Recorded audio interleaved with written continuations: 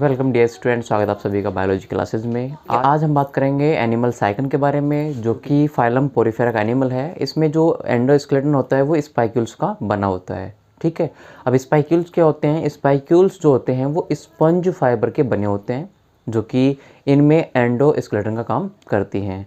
सबसे पहले हम साइकन के कुछ कैरेक्टर के बारे में हम यहाँ पर डिस्कस करते हैं कि ये कौन से फाइलम से बिलोंग करता है। ठीक है, उस फाइलम का मोस्ट फीचर क्या है। तो बात करते हैं साइकन की। देखिए, साइकन में हम यहाँ पे पढ़ने वाले हैं एंडोस्केलेटन। और साइकन सबसे पहले आपको पता होना चाहिए फाइलम पोरीफेरा का एनिमल है। ठीक है ना, कौन सा फाइलम है? पोरीफेरा फाइलम में। पोरीफेरा फाइलम की एक इस विशेषता होती है कि इसमें जो पाए जाने वाले एनिमल होते हैं ना, वो स्पंज होते हैं, यानी कि गद्दी के समान होते हैं, एज ए टाइप रसगुल्ले के समान। तो यहाँ पे क्या हो गया? स्पंज एनिमल हो गई है। ठीक है, अब इनमें जो एंडोस्केलेटन होता है साइकन में, एंडोस्केलेटन वो स्पाइक्यूल्स का बना होता है। ठीक है, किसका बना होता है? स्पाइक्यूल्स। और ये जो स्पाइक्यूल्स हैं ये स्पंज फाइबर के बने होते हैं, स्पंज फाइबर्स।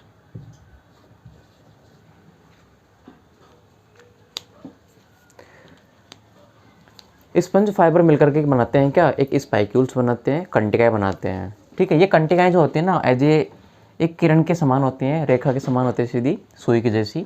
इसके बाद अगर हम बात करें स्पाइक्यूल्स की, तो यहाँ पर जो इनकी स्पाइक्यूल्स हैं वो इनमें कहीं ना कहीं इनके क्लासिफिकेशन का बेस भी बनती है। यानी कि इनमें जो एंडोस्केलेटन स्पाइक्यूल्स का बना होता है ना, इनके आधार पर पोरीफेरा फाइलम को 3 क्लासों में बांटा गया है।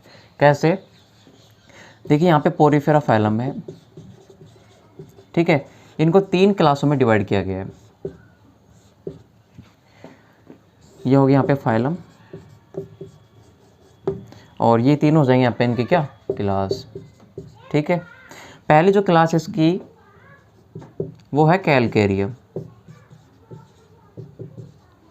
यानी कि इनमें उन एनिमल्स को सम्मिलित किया गया है जिनमें जो इनका एंडोस्केलेटन होता है वो कैल्शियम से मिलकर के बना होता है। ठीक है, कैल्शियम कार्बोनेट का।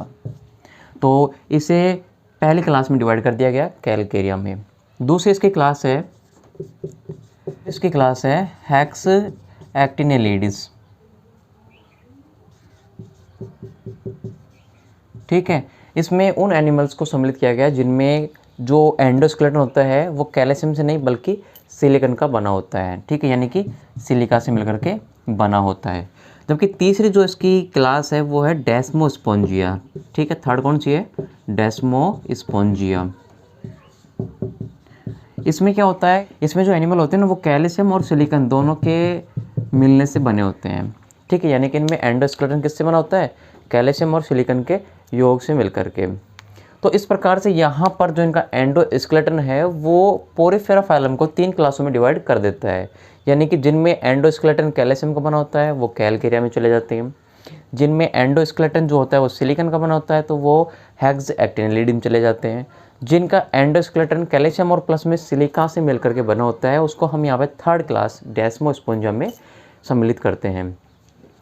अब यहाँ पे इनके एक फीचर और देख लेते हैं जो कि इनको अलग करने में हेल्प करते हैं। तो देखिए, सबसे पहले हम बात करें कैलकेरिया क्लास की, तो यहाँ पर वो एनिमल सम्मिलित किए गए हैं जो कि मैराइन कोस्टल वाटर में पाए जाते हैं, यानी कि लवणीय पानी में पाए जाते हैं। तो यहाँ पर हम इसको लिख सकते हैं मैराइन कोस्टल वाटर में पाए जाने वाले। ठीक है, यानी कि MCW। जबकि जो हेक्स एक्टिनेलिडीज जो क्लास है उसमें पाए जाने वाले एनिमल्स होते हैं वो मैराइन डीप सी में पाए जाते हैं। मैराइन डीप सी यानी गहरे पानी में पाए जाते हैं, गहरे समुद्र में पाए जाते हैं। इसको बोलते हैं अपन MDS। ठीक है, जबकि थर्ड जो क्लास है इसकी डेस्मोस्पोंजिया, इसमें जो एनिमल है वो फ्रेश वाटर में पाए जाने वाले होते हैं, यानी कि marine fresh water. Marine fresh water, समझ रहे हो? यानी कि MFW। तो इस प्रकार से यहाँ पर जो इनके डिफरेंट के बेस हैं वो कहीं ना कहीं इनके एंडोस्केलेटन भी हैं और प्लस में इनके जो जनरल फीचर हैं वो भी सम्मिलित हैं। इसके बाद हम बात करते हैं जो इसमें स्पाइक्यूल्स है वो कहाँ पे प्रेजेंट होता है। तो सिंपली यहाँ पे जो साइकन है उसमें उनके एक्टोडर्म और एंडोडर्म के बीच में एक लिक्विड पाया जाता है जिसे हम बोलते हैं मेसेनकाइम। यानी कि अगर हम एक एग्जांपल देखें तो यहाँ पर ये वाली लेयर हो जाएगी आपकी एक्टोडर्म, ठीक है। ये वाली लेयर हो जाएगी आपकी एंडोडर्म यानी कि अंदर वाली, और इसके बीच में ठीक है लिक्विड पाया जाएगा जो कि बाद में जाकर के थर्ड लेयर का निर्माण करेगा जिसको बोलते हैं अपन क्या, मेसोडर्म। बीच में कौन सी लेयर पाई जाती है, मेसोडर्म पाई जाती है। तो यहाँ पर अभी क्या है ना कि यहाँ पे कैसा है, लिक्विड है और यहाँ पर सेल्स पाई जाएंगी। क्या पाई जाएंगी, सेल्स पाई जाएंगी। तो यहाँ पर जो लिक्विड फॉर्म है उसको तो अपन बोलते हैं क्या, मेसेनकाइम। क्या बोलते हैं इसको, मेसेनकाइम बोलते हैं, ठीक है। जब ये मेसेनकाइम एक लेयर का निर्माण कर लेगा तो उस लेयर को अपन बोलेंगे क्या, मेसोडर्म। तो मेसेनकाइम और मेसोडर्म में क्या डिफरेंट होता है, बेस होता है भाई, ये एक लेयर बन जाती है जबकि ये क्या होती है, एक लिक्विड फॉर्म में पाई जाती है। अब यहाँ पर हमारा जो क्वेश्चन है वो ये है कि इनमें जो एंडोस्केलेटन होता है वो कहाँ पे बनता है या फिर किसका बना होता है। तो एक्टो और एंडो के बीच में मेसेनकाइम पाया जाता है, ठीक है। क्या पाया जाता है, मेसेनकाइम।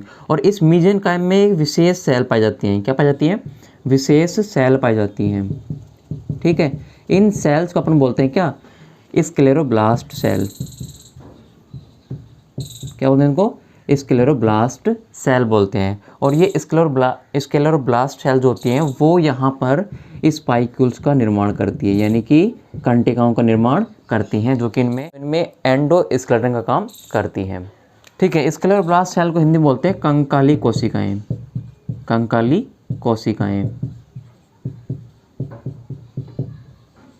कंकाली कोशिका मतलब इनका एंडोस्केलेटन बनाने वाली, कंकाल बनाने वाली सेल। अब देखिए यहाँ पे जो स्पाइक्यूल्स हैं उनको शेप और साइज़ के आधार पर निम्न कैटेगरी में डिवाइड किया गया है, जो कि यहाँ पे मोस्टली 2 प्रकार की हैं, जबकि हम यहाँ पे डिस्कस करेंगे तीनों ही टाइप के बारे में, जो कि एक इंटरमीडिएट प्रकार की भी होगी। तो यहाँ पे फर्स्ट जो स्पाइक्यूल्स है वो आती है यहाँ पे मोनो एक्सोन स्पाइक्यूल्स, यानी कि जिसमें केवल एक किरण पाई जाएगी। जबकि सेकेंड जो स्पाइक्यूल्स होती है वो होती है यहाँ पे टेट्रा एक्सोन, यानी कि जिसमें हम 4 किरणें देखेंगे। जबकि इंटरमीडिएट जो होती है वो होती है ट्राई एक्सोन, यानी कि जिसमें 3 किरणें पाई जाएंगी। देखिए स्पाइक्यूल्स को हम शेप और साइज के आधार पर क्लासीफाई करें उससे पहले हम एक नोट डिस्कस कर लेते हैं जिसमें बहुत ही इंपॉर्टेंट चीज़ है, यानी कि जो स्पाइक्यूल्स होती है ना वो ग्लास की तरह ट्रांसपेरेंट होती है, यानी कि कैसे होती है, पारदर्शी होती है, यानी कि इसमें हम आर पार देख सकते हैं। तो यहाँ पे एक मोस्ट नोट है, ठीक है, जिसको आपको याद करना है कि जो स्पाइक्यूल्स होती हैं, याद रखना, स्पाइक्यूल्स जो होती हैं वो गिलास की तरह कैसे होती है, ट्रांसपेरेंट होती है, पारदर्शी होती है, ठीक है। और मोस्टली जो आपको कवच मिलेंगे, यानी कि जो टेस्ट मिलेगा आगे और फाइलम जो आएंगे उनमें जो टेस्ट मिलेगा एक्सोस्केलेटन, उनमें भी ऐसे एनिमल जिनका एक्सोस्केलेटन कैसा है, ट्रांसपेरेंट है, तो उनमें सिलिका प्रेजेंट होगी, यानी कि सिलिका से बने हुए जो एंडोस्केलेटन है या फिर एक्सोस्केलेटन है वो ट्रांसपेरेंट होते हैं। देखिए यहाँ पर शेप के आधार पर और साइज़ के आधार पर स्पाइक्यूल्स को डिवाइड किया गया है, ठीक है। कितने भागों में, 3 भागों में। नंबर 1 मोनो एक्सोन, ठीक है। नंबर 2 टेट्राएक्सोन और नंबर 3 ट्राई एक्सोन, ठीक है। मोस्ट यहाँ पे कितने हैं, 2 हैं, मोनो एक्सोन और टेट्रा एक्सोन। जबकि ट्राई एक्सोन जो है वो टेट्रा एक्सोन से ही मिलकर के बनी होती है। कैसे बनी होती है हम उनकी मैकेनिज्म आगे आपको बताएंगे। तो देखिए मोनो एक्सोन क्या होती है भाई, ऐसी स्पाइक्यूल्स जिसमें क्या होता है, केवल एक ही किरण होती है, ठीक है, उसको बोलते हैं अपन क्या, मोनो एक्सोन, ठीक है। अब ये भी 2 प्रकार की होती हैं, यानी कि अगर ऐसी किरणें जिनका जो ऐसी स्पाइक्यूल्स जिनमें जो किरण होती है वो दोनों तरफ निकलती है, ठीक है ना, आगे पीछे से, यानी 2 दिशाओं में जाती है, तो उसको बोलते हैं बाई डायरेक्शनल किरण, ठीक है, या बाई रेडिएटेड। जबकि एक साइड में अगर निकलती है, ठीक है, तो उसको बोलते हैं अपन क्या, यूनी रेडिएटेड स्पाइक्यूल्स। तो मोनो एक्सोन 2 प्रकार की हो गई, दोनों दिशाओं में निकलने वाली स्पाइक्यूल डाई रेडिएटेड हो जाएगी, और एक तरफ या एक दिशा में चलने वाली जो स्पाइक्यूल्स होती है वो कैसे हो जाएगी, यूनी रेडिएटेड हो जाएगी।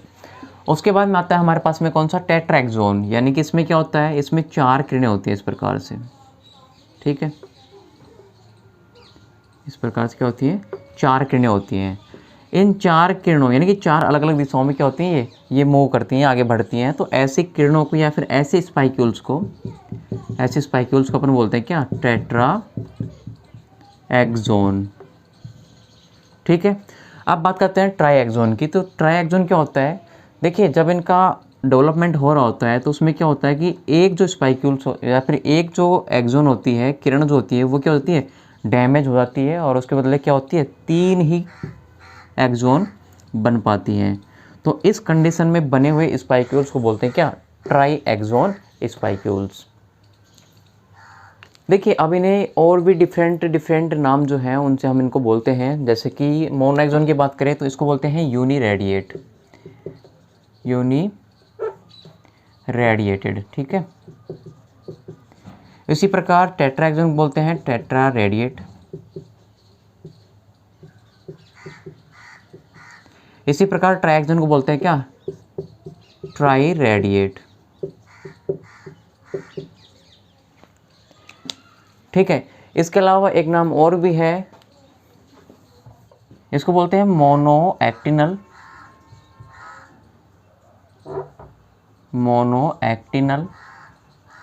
इसको बोलते हैं टेट्राएक्टिनल, और इसको बोलते हैं ट्राइएक्टिनल। तो इस प्रकार से जो स्पाइक्यूल्स होती हैं उन्हें हम 3 नामों से जानते हैं। मोनोएक्सोन को हम यूनिरेडिएट भी बोलते हैं, मोनोएक्टिनल भी बोलते हैं। उसी प्रकार टेट्राएक्सोन को हम टेट्रारेडिएट भी बोलते हैं। उसी प्रकार ट्राइएक्सोन को हम ट्राइरेडिएट बोलते हैं 3 दिशाओं में, और ट्राइएक्टिनल भी बोलते हैं। जबकि टेट्रारेडिएट जो होती है वो 4 दिशाओं में चलने वाली होती है। तो अब हम तीनों को ही डिटेल में पढ़ेंगे। सबसे पहले बात करते हैं मोनोएक्सोनल की, यानी कि मोनोएक्सोन स्पाइक्यूल्स की। देखिए यहाँ पे स्पाइक्यूल्स हैं, उनको शेप और साइज के बेस पर 3 भागों में बांटा गया है, ठीक है। पहला आता है इसमें मोनोएक्सोन स्पाइक्यूल्स, जिसमें 1 किरण होती है। दूसरा आता है इसमें ट्राइएक्सोन स्पाइक्यूल्स, जिसमें 3 किरणें होती हैं। और तीसरा आता है इसमें टेट्राएक्सोन स्पाइक्यूल्स, ठीक है, जिसमें 4 किरणें पाई जाती हैं। इनके यहाँ पे दूसरे नाम हैं जो भी दिए गए हैं, यूनिरेडिएटेड, और इसी को बोलते हैं मोनोएक्टिनल, ठीक है। उसी प्रकार ट्राइएक्सोन स्पाइक्यूल्स को बोलते हैं ट्राइरेडिएटेड और ट्राइएक्टिनल, ठीक है। सेम उसी प्रकार से 3rd नंबर का जो टेट्राएक्सोन स्पाइक्यूल्स है उसको भी टेट्रारेडिएट बोलते हैं, और साथ में टेट्राएक्टिनल भी कहते हैं, ठीक है। तो हम यहाँ पे पहले टाइप का जो स्पाइक्यूल्स है मोनोएक्सोन टाइप का, उसको डिस्कस करेंगे। देखिए मोनोएक्सोन स्पाइक्यूल्स क्या होता है, तो ये स्पाइक्यूल जो होते हैं वो एक अरीय और द्विअरीय प्रकार के होते हैं, यानी कि एक दिशा में चलने वाले भी होते हैं और दोनों दिशा में चलने वाले भी होते हैं, ठीक है। अब हम इन दोनों को डिस्कस कर लेते हैं। पहले बात करते हैं एक दिशा में चलने वाले स्पाइक्यूल्स के बारे में। तो यदि स्पाइक्यूल्स अपनी एक अक्ष के साथ एक सीधी रेखा में या दिशा में वृद्धि करता है तो वह एक अरीय स्पाइक्यूल्स कहलाता है, यानी कि यूनिरेडिएटेड। इस प्रकार से अगर हम बात करें, यहाँ पर कोई एक किरण है जो कि एक दिशा में जा रही है, ठीक है, तो ये कहलाते हैं यहाँ पे क्या, यूनिरेडिएटेड। उसी प्रकार यदि स्पाइक्यूल्स, ठीक है, 2 दिशा में वृद्धि करता है, आगे भी और पीछे भी, तो ऐसे स्पाइक्यूल्स को बोलते हैं द्विअरीय स्पाइक्यूल्स, यानी कि बाई रेडिएटेड या डाई रेडिएट स्पाइक्यूल्स। तो समझ गए होंगे आप इसमें मोनोएक्सोन 2 प्रकार की, यदि एक दिशा में जा रही है तो यूनिरेडिएटेड, और दोनों दिशा में जाती है तो बाई या डाई रेडिएटेड, ठीक है। देखिए दोनों में कॉमन क्या है, तो दोनों ही जो स्पाइक्यूल्स हैं वो स्मूथ होती हैं, लाइनर होती हैं, और साथ में कारोपिन की तरह होती हैं, यानी कि घूमी हुई वृक्कित सुई की तरह, इस प्रकार से, ठीक है। डायग्राम देखते हैं हम इनके। तो ये जो आपको डायग्राम दिख रहा है फर्स्ट टाइप का, ये यूनिरेडिएट यानी कि सिंगल डायरेक्शन में जाने वाली स्पाइक्यूल्स हैं, ठीक है। और जो दूसरा टाइप है यहाँ पे, जो दूसरा टाइप है यहाँ पे, ये दोनों दिशाओं में जाती है, ठीक है। दोनों टाइप में, इधर भी ये बढ़ रही है और इधर भी ये बढ़ रही है, इसलिए इसको बोलते हैं डबल डायरेक्शन में जाने वाली स्पाइक्यूल्स। और ये कहलाती है बाई रेडिएट स्पाइक्यूल्स। जबकि इसका एक एग्जांपल और है, एक डायग्राम और है जो कि घूमा हुआ होता है, कर्व की तरह होता है, ठीक है। ये दोनों दिशाओं में चलने वाला भी हो सकता है और एक दिशा में चलने वाली भी हो सकती है, ठीक है। इसको बोलते हैं कर्व टाइप की स्पाइक्यूल्स। इसके बाद आता है हमारा सेकंड, ट्राइएक्सोन स्पाइक्यूल्स, ठीक है, यानी कि 3 दिशाओं में चलने वाली, ठीक है। तो इसको डिस्कस करते हैं। ये स्पाइक्यूल्स बहुत कम पाई जाती हैं, याद रखना, क्योंकि इस प्रकार की स्पाइक्यूल्स 3 दिशाओं में निकलना प्रारंभ करती है और ये कसाव युक्त होती हैं, ठीक है। जबकि अगर हम इसका डायग्राम देखें तो ये ट्राइएक्सोन का डायग्राम है। इसके बाद आता है हमारा थर्ड, जो कि इम्पोर्टेंट है, टेट्राएक्सोन स्पाइक्यूल्स, यानी कि 4 दिशाओं में इनकी किरणें निकलना स्टार्ट होती हैं। तो इस प्रकार की जो स्पाइक्यूल्स है उसमें 4 किरणें होती हैं जो कि अलग अलग दिशाओं में निकलती हैं। इस प्रकार की स्पाइक्यूल्स टेट्राएक्सोन स्पाइक्यूल्स कहलाती है।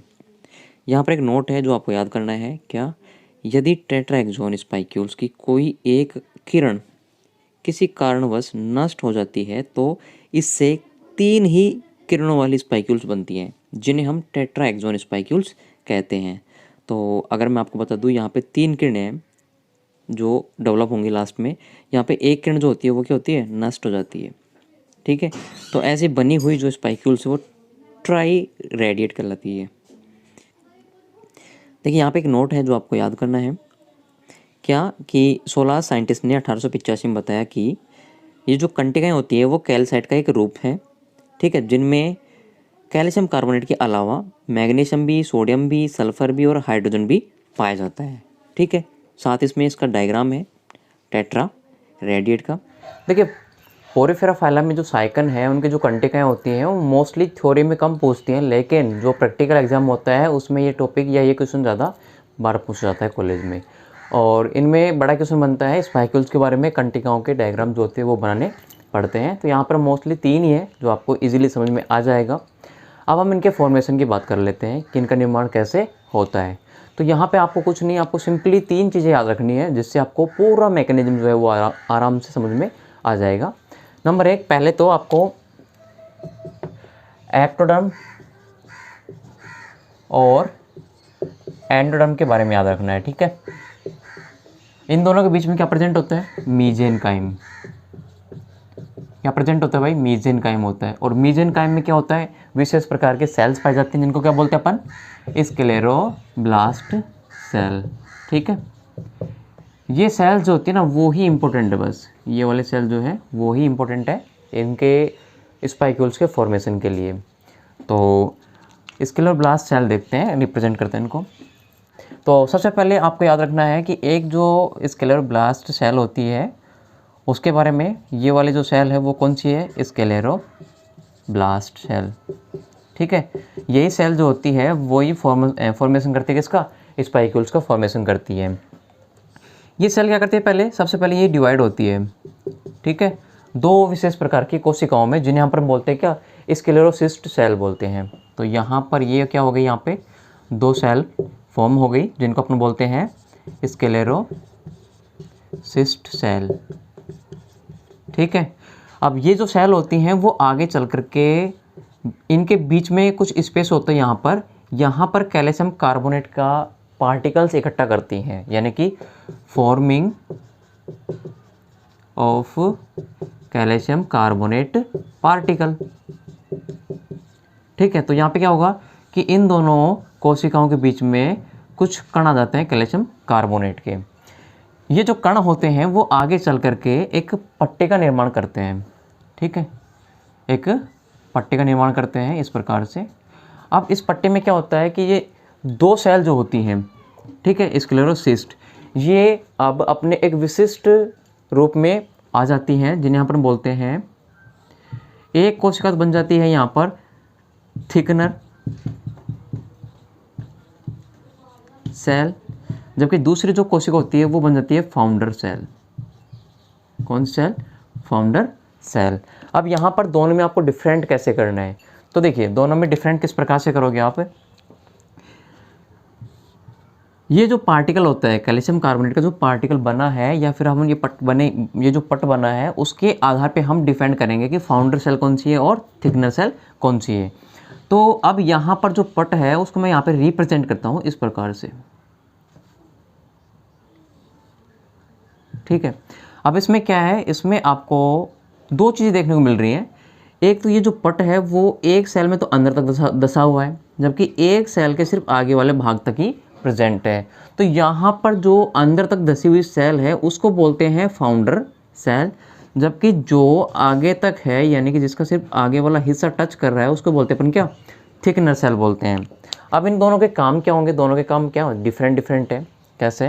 नेक्स्ट में देखिए, थिकनर सेल जो होती है वो स्पाइक्यूल्स को लंबा, ठीक है, और पतला करने में हेल्प करती है, ठीक, यानी कि इसकी लंबाई में वृद्धि करती है, लंबाई में वृद्धि करती है, ठीक है। जबकि जो फाउंडर सेल है वो इसे डेवलप करने का काम करती है, ठीक है। क्या करने का? डेवलप करने का काम करती है, इसको विकसित करने का काम करती है। तो इस प्रकार से ये जो फाउंडर सेल है ये और थिकनर सेल है, ये दोनों मिलकर के एक स्पाइक्यूल्स को बना देती है, यानी कि एक कंटिका को यहाँ पे बना देती है। ये यहाँ पे क्या बन जाता है? स्पाइक्यूल्स बन जाता है, ठीक है। तो इस प्रकार से आपके यहाँ पर स्पाइक्यूल्स का फॉर्मेशन होता है। अब देखिए यहाँ पे जो स्पाइक्यूल्स बनी है ये मोनो एक्सोन स्पाइक्यूल्स बनी है, क्योंकि यहाँ पर जो किरणें हैं वो एक ही प्रकार की हैं, यानी कि सीधी रेखा में है, इसलिए हम इसको बोलेंगे क्या? मोनो एक्सोन, ठीक है। अब आप कहोगे कि ट्राइएक्सोन और टेट्राएक्सोन किस प्रकार से बनती है, तो देखिए जितने आपके यहाँ पे स्पाइक्यूल्स की किरणें होंगी उतने ही यहाँ पे स्क्लेरोब्लास्ट सेल काम आएंगी। जैसे अगर हम बात करें दूसरे टाइप की, टेट्रा टाइप के एक्सोन की, टेट्रा एक्सोन स्पाइक्यूल्स की, तो ये किस प्रकार से फॉर्म होता है। तो यहाँ पर आपको पता होना चाहिए कितने सेल्स भाग लेंगी? 4 सेल्स भाग लेंगी किसके फॉर्मेशन के लिए?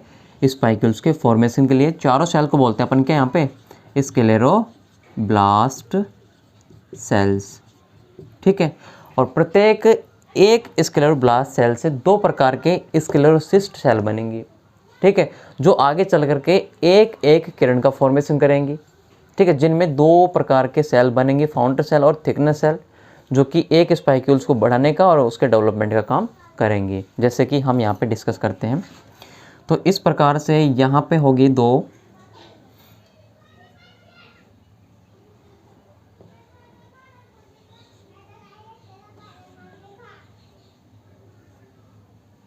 जैसे कि पास में होगी प्रेजेंट, दूसरी भी, तीसरी भी यहीं होगी इस प्रकार से, और इसकी दूसरी सेल हो जाएगी इस प्रकार से, नंबर 4 पे हो जाएगी इस प्रकार से।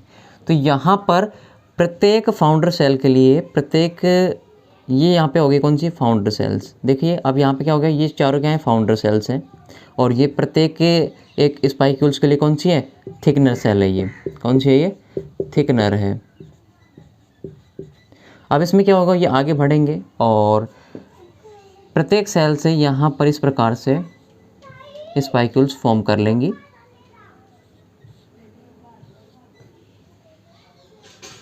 ठीक है, इस प्रकार से।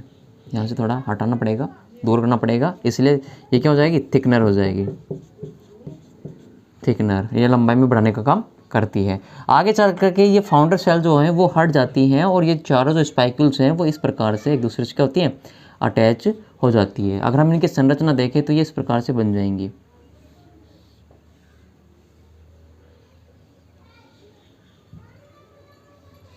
इस प्रकार से 4 किरणों वाली स्पाइक्यूल्स, ठीक है। अब इसमें क्या होता है, कभी कभी एक जो यहाँ पर फाउंडर सेल जो होती है और साथ में जो थिकनर सेल होती है वो डैमेज हो जाती है, जिससे इससे बनने वाली एक स्पाइकुल क्या हो जाती है, हट जाती है, कम बनती है। जिससे क्या होता है कि यहाँ पे एक किरण जो है वो कम विकसित होती है और इस प्रकार से यहाँ पर जो स्पाइकुल्स बनती हैं वो 3 किरणों वाली बनती है, जिसे हम बोलते हैं टेट्रा एक्सोन स्पाइकुल्स। तो बोला ना आपको मैंने कि भाई स्पाइक्यूल जो होते हैं वो मोस्टली 2 ही प्रकार की होती हैं, मोनोएक्सोन और टेट्राएक्सोन। थर्ड टाइप की जो स्पाइक्यूल्स है वो टेट्राएक्सोन के ही कारण बनती हैं, या उनमें जब कोई भी एक सेल डैमेज होती है तो फिर 3 ही किरणें रह जाती हैं, जिनसे टेट्राएक्सोन स्पाइक्यूल्स का फॉर्मेशन हो जाता है। अब बात करते हैं इनके फॉर्मेशन ऑफ स्पाइक्यूल्स की, यानी कि इनके निर्माण की प्रक्रिया की। तो सेल, ठीक है, जो इनको सबसे पहले जो सेल होगी वो, और उसके बाद में बनने वाली जो सेल होगी वो होगी स्क्लेरोसिस्ट सेल। अब देखिए कैसे इनका फॉर्म होता है। देखिए हम पहले मोनो एक्सोन स्पाइक्यूल्स के फॉर्मेशन को बताएंगे, यानी कि एक जो किरण वाली स्पाइक्यूल्स होती है वो कैसे बनती है। तो याद रखना, एक किरण की स्पाइक्यूल्स बनेगी तो उसमें सिर्फ एक ही स्क्लेरोब्लास्ट सेल भाग लेगी, ठीक है, जो कि 2 स्क्लेरोसिस्ट कोशिकाओं में डिवाइड हो जाएगी और उनके बीच में फिर कैल्शियम कार्बोनेट का पार्टिकल बनना प्रारंभ हो जाएगा। फिर ये दोनों जो सेल हैं वो अपने अपने रूप में कन्वर्ट हो जाएंगी, जिसमें 2 इनके रूप होते हैं, फाउंडर सेल के रूप में और एक थिकनर सेल के रूप में। अब दोनों में डिफरेंट क्या होता है वो समझ लेते हैं।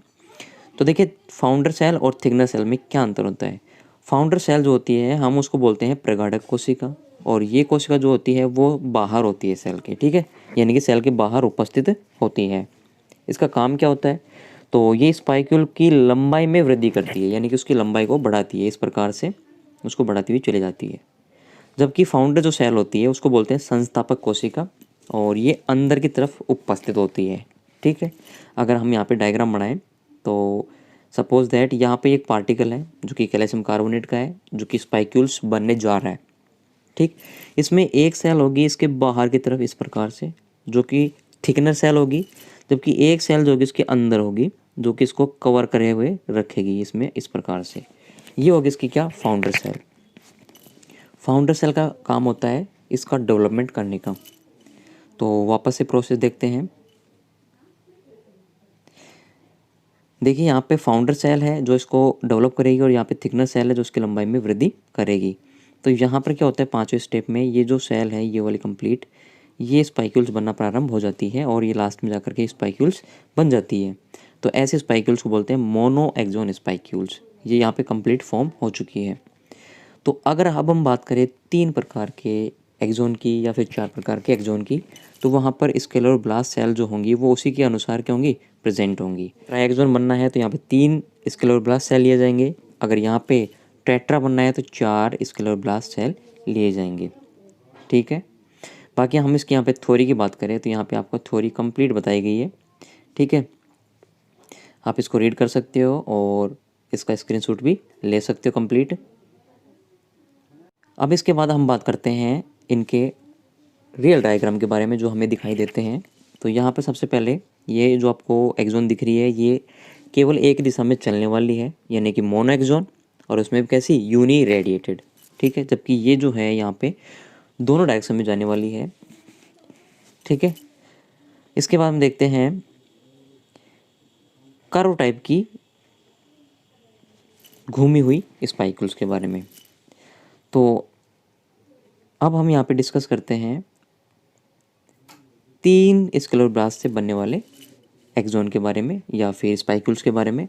तो यहाँ पर 3 स्क्लेरोब्लास्ट सेल जो होती हैं वो 3 पार्टिकल्स को जन्म देती हैं, और 3 पार्टिकल्स यहाँ पे फिर 3 स्पाइक्यूल्स बनती हैं या फिर रेब निकलती हैं, और ये आगे जाकर क्या करती हैं, ट्राई एक्सोन का निर्माण कर लेती हैं, ठीक है।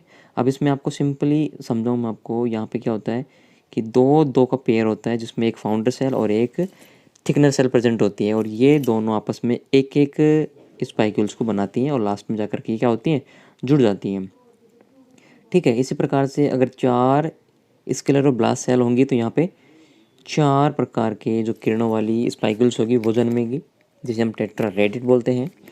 और 3 प्रकार की जो ट्राई रेडिट होती है उसका आकार वाई शेप का होता है, ये आपको याद रखना है, ठीक है। तो इस प्रकार से क्या होता है, इस प्रकार से स्पाइक्यूल्स का फॉर्मेशन होता है।